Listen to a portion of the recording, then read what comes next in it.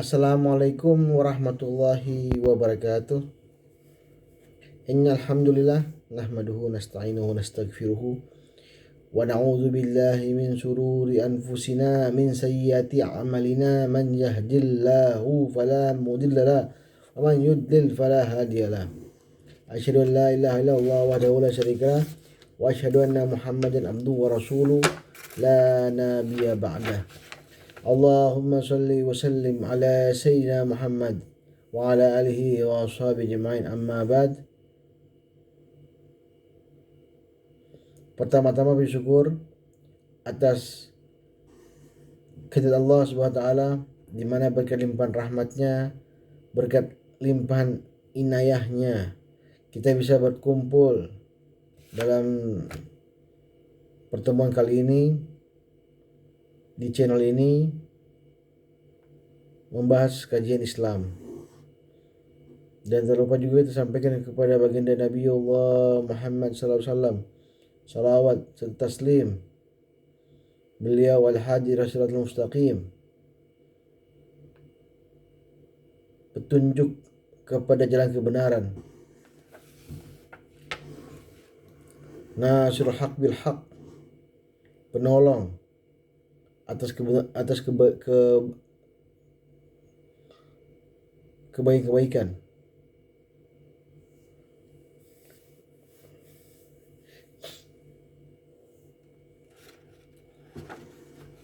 Pada hari ini kita akan membahas malam kelima ini, kita akan membahas terkait masalah niat.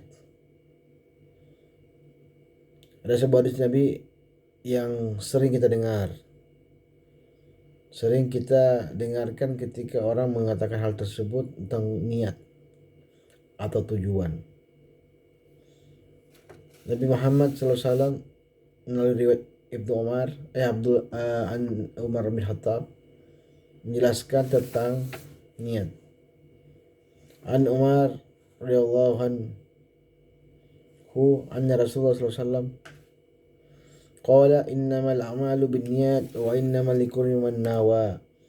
Faman kana hijratuhu ila Allah wa rasuluhu fa hijratuhu ila Allah wa rasuluhu. Wa man kanat hijratuhu ila dunya yusibuha aw imra'atun yazawwajuha atau yankiuha fa hijratuhu ila ma hajara ilaih. Kurang lebih Umar bin Khattab menjelaskan kepada itu semua melalui riwayat Rasulullah SAW. Innamal amalu binniyat, sungguhnya segala perbuatan itu tergantung niatnya. Barang siapa hijrahnya karena Allah Rasul, maka dia akan hijrah juga bersama Allah Rasul.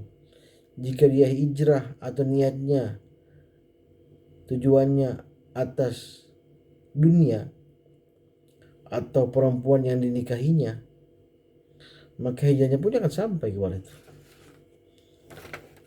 Hadis ini mempunyai asbabul urut. Kalau dalam Al-Quran asbabun nuzul, kalau dalam hadis namanya asbabul urut, menjelaskan tentang hal tersebut. Bahwasanya ada seorang yang bernama Ummu Qais yang cantik. Kemudian ada seorang sahabat Nabi yang ketika itu hijrah. Semua orang hijrah. Semua orang itu hijrah. Tetapi ada sahabat Nabi yang hijrah karena seorang perempuan, Ummu Qais. Ummu Qais ini kalau di dalam sejarah dijelaskan seorang namanya Ummu Munzir binti Qais. Ada juga mengatakan namanya Salma binti Qais bin Amr bin Ubaid. Masih kerabat dengan Rasulullah, bahkan dikatakan bibi Rasulullah. Jadi asbabul wurud itu ada seorang sahabat Nabi yang mencintai seorang perempuan namanya Ummu Qais. Kemudian dia ikut hijrah. Tetapi hijrahnya itu bukan karena Allah Rasulnya, tapi lebih kepada karena ada perempuan yang disukainya. Dan Rasulullah mendengarkan hal tersebut.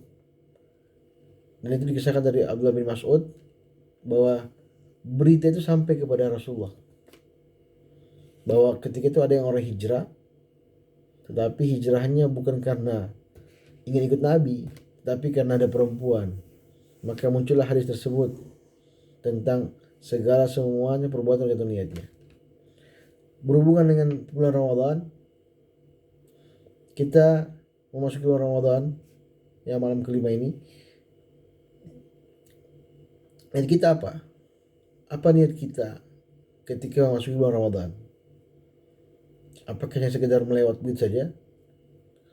Atau ada tujuan memperbaiki diri? Atau ada tujuan memperbaiki amal ibadah? Dan semua tergantung niatnya kita. Imam Syafi'i mengatakan hadis yang saya baca tadi itu masuk dalam bab fikih yang dikatakan sepertiga ilmu dalam Islam. Imam Syafi'i mengatakan niat ini merupakan sepertiga ilmu dalam Islam, dalam ibadah. Mengapa demikian? Karena niat itu ada 3 hal, sepertiga. Di antaranya adalah hati, ucapan, dan perbuatan.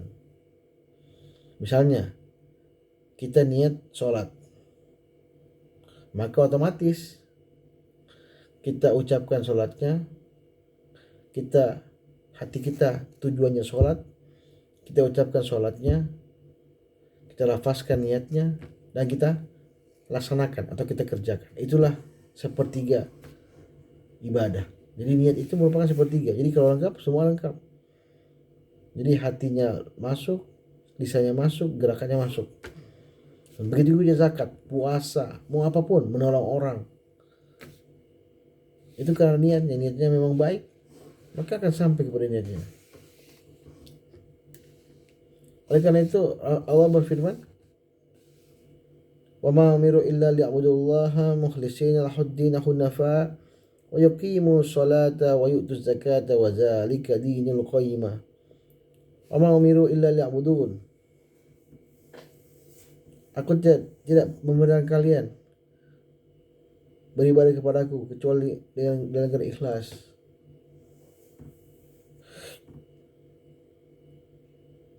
Dan mengerjakan agama ini dalam betul-betul ikhlas, lurus, hanif, lurus. Mengerjakan sholat, mengerjakan zakat, dan menjadikan agama itu sebagai dinul qayyim, agama yang lurus. Oleh karena itu niat ini merupakan hal yang penting. Bahkan Imam Nawawi mengatakan ukuran kesahihan sebuah ibadah itu dilihat dari niatnya. Bahkan kalau kita apapun, mau taraweh, mau puasa, dilihat dari niatnya. Kita datang ke ibadah untuk niatnya atau apa? Oleh karena itu niat ini betul-betul hal yang utama. Dalam segi bahasa, niat itu menyengaja.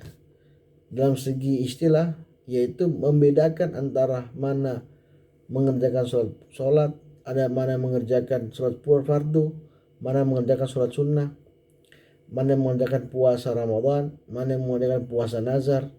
Semua tergantung niatnya. Dan itu dimanifestasikan dalam bentuk perbuatan. Coba Anda bayangkan, jika Anda nggak pakai niat, asal sholat saja, dan tidak memahami apa arti niat, maka Anda akan mengerjakan apa adanya dan tidak berdampak kepada Anda punya perbuatan. Oleh karena itu segala sesuatu itu harus diniatkan. Dan sampai apa yang kita ucapkan, apa yang dikerjakan tidak berdasarkan niat. Bahkan dalam hadis Nabi dikatakan innama yub'atsu 'alan nas innama yub'atsun nas ala niyatihim. Sungguhnya Allah itu membangkitkan manusia itu tergantung niat mereka masing-masing. Bahkan dalam hadis ini dikatakan jika sebuah kampung itu terkena musibah, maka semua akan kena musibah.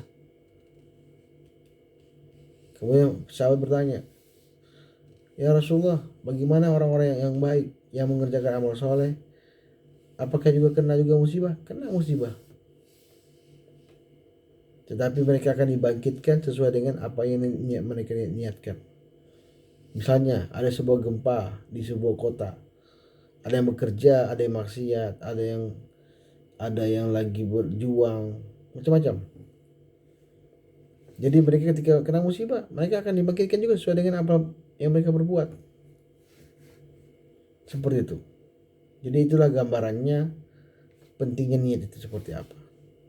Makanya oleh karena itu di bulan Ramadan ini perbaiki niat kita. Apa yang kita akan laksanakan, apa yang kita perbuat. Jangan sampai niat kita tidak lurus, tidak menjadi tidak sesuai dengan apa yang kita harapkan, tidak sesuai dengan apa yang kita ingin dapatkan, sehingga niat itu menjadi tolak ukur sebuah ibadah. Makanya kalau Anda baca kitab Sahih Bukhari, kitab Sahih Muslim, itu awal mula itu iman, niat. Kenapa demikian? Karena semuanya itu bermuara pada niat. Dan itu mempengaruhi beriman.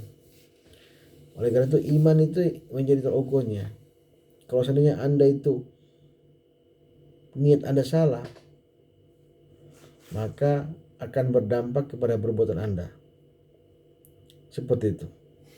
Jadi bulan Ramadan ini masih malam kelima, insya Allah kita bisa memberikan gambaran, memperbaiki lagi niat kita.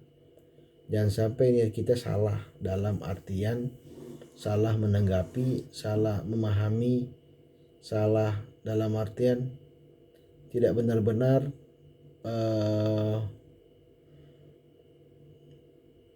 berbuat asal berbuat. Bahkan kalau kita kembangkan lagi, niat itu lebih kepada hati kita. Hati kita bermuara kepada mana? Bermuara kepada Allah atau bermuara kepada tujuan tadi? Sebagaimana tadi kita katakan Ummu Qais, yang orang sahabat Nabi yang mencintai Ummu Qais sehingga dia tergila-gila sama perempuan tersebut, dia ikut hijrah. Tapi hijrahnya bukan karena Rasulullah, tetapi lebih kepada karena seorang perempuan yang ingin dinikahinya. Inilah yang saya bisa sampaikan. Semoga amal perbuatan kita, segala ibadah kita itu kita niatkan untuk pahala, untuk orang tua kita, untuk orang-orang yang kita sayangi, bahkan untuk diri sendiri. Dengan tujuan apa? Agar tujuannya itu perbuatan kita mencerminkan apa yang kita niatkan. Kalau niatnya main-main, pasti juga hasilnya main-main. Kalau niatnya lurus, niatnya sungguh-sungguh, insya Allah apa yang kita niatkan, insya Allah juga akan sesuai dengan apa yang kita niatkan. Di kulli imri'in ma nawa. Setiap perbuatan itu tergantung apa yang diniatkan, seperti itu. Demikian yang saya bisa sampaikan. Wabillahi taufiq wal hidayah. Wallahu muwaffiq ila aqwamit thoriq. Assalamualaikum warahmatullahi wabarakatuh.